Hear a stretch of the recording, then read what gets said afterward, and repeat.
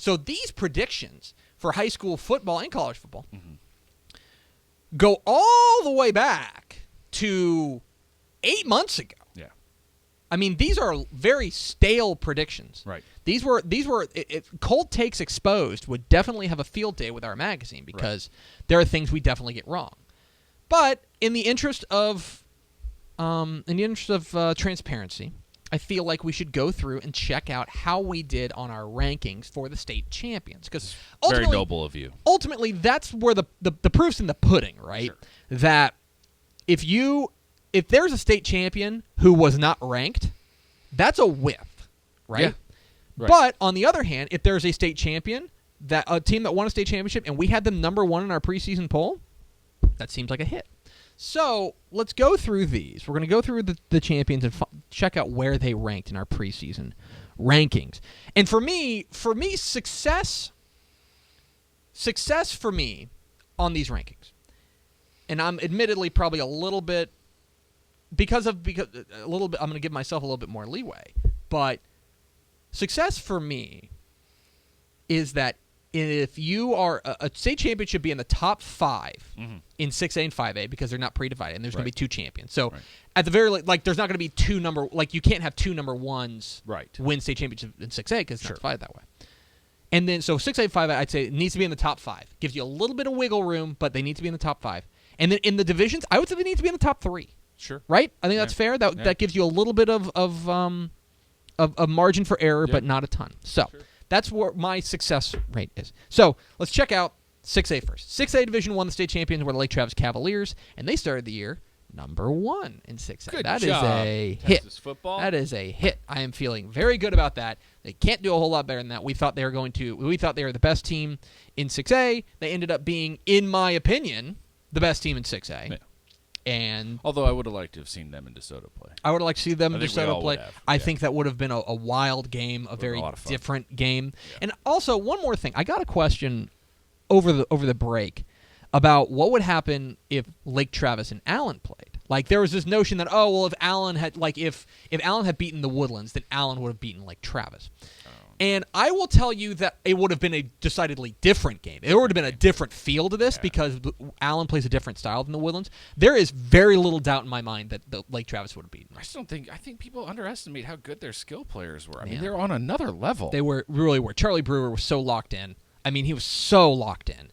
And beyond that, I think their defense was really underrated. Yeah. Their defense was really good. Yeah. They shut down a very good Woodlands attack in that title game. And they shut down a bunch of attacks on the way to the title. So, for me, there's that. So, 6A Division I, big thumbs up for us. 6A Division II, DeSoto wins their first state championship. We had them number 4 in the preseason. You idiot. I'd say that's pretty good. That's pretty good. I'd say that's pretty good. Considering we had Cedar Hill ahead of them, which was, I would say, a whiff. And we had Katy ahead of them, which I guess kind of a whiff, although they did make a regional semifinal. I don't know. Yeah. There's that. So, DeSoto, number 4, I'll say mild success. 5A Division I, Highland Park wins it. They started the year number 5 in our 5A rankings. It's okay. It's okay. I feel like we thought that, although if you look, we had Denton Ryan ranked ahead of them. Well, I was going to say, we had a big 4. We had a big 4. We had a big 4 ahead of them. Yeah. And that was kind of how we thought the whole year was going to pan Exactly out. right. So. And so if you want to consider that a bit of a whiff, I would hear it. But I also think that if you have a team ranked 5th in the preseason and they win a state championship, I'm going to take that W. Aledo, 5A Division II, they finished year number 2. Or they started the year number 2, rather. Yeah. I don't think there's really anything there. That's pretty much, we thought that, and I still think that Aledo, Denton Ryan would have been a good game. But, for me, I think that number 2 for Aledo, pretty good. Yeah. Down to 4A, where now it shifts, and I feel like they need to be in the top 3. 4A Division I, Carthage started the year number 3. Pretty good. I'd say pretty good. We had Navasota ahead of them, which was a horrifying miss. Yeah. That is a god-awful miss for us. As we have stated multiple times, we horrifically underestimated all the changes, including the players leaving. Correct. And we will never... Awful. Never get We had over it. Argyle number 1 in 4A Division I. They ended up getting beat by Abilene Wiley, who ended up playing Carthage for a title. And, it's not great, but I would say it's fair. Yeah, and who up to that point against Abilene Wiley had looked the part. 4A Division II, West Orange Stark was a state champion. They started the year number one. That was to me. That was a no-brainer. I thought that was a no-brainer. I don't want credit for that. That's like picking the sun to rise. Okay, that's fine. Number 3A Division 1, Mineola wins it, and I'd forgotten this. They started the year number 1. Well, that's because you went through like a roller coaster of emotions with Mineola. I really did. I was nervous after the first 2 losses, but I felt like they still had the offense to do it. Well, they put it all together. Right. That's the thing, though. But I think you hit an emotional low on them about midway through the season where you're like, I don't know. And then they put it all together. That's exactly right. But they started the year number 1. We'll take that. And now our biggest whiff. 3A Division 2. The Gunner Tigers started the year number 15. These guys, man. And they were so impressive when they reached the title game. Oh, my gosh. That's the other thing. Like, they were clicking. Not just a state champion, didn't see them coming, but, man, were they awesome. They were incredible. Yeah. And we had them number 15.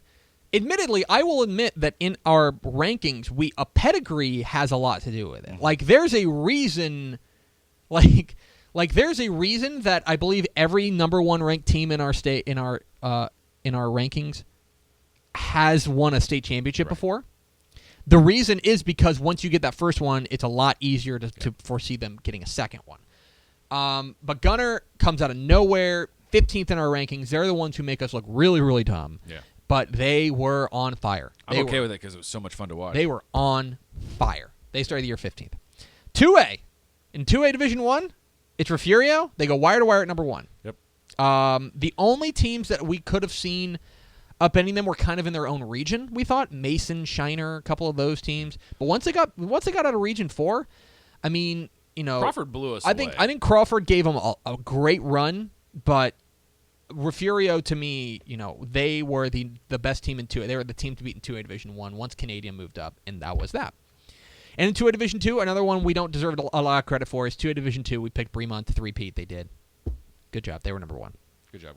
And in our 1A rankings, which, by the way, Lehman Saunders helped us out with, Borden County was 1A Division 1 champions. They started the year number 2, and they ended up beating the number 1 team, Jonesboro, for the state championship. So I would say that's a pretty good job of ranking.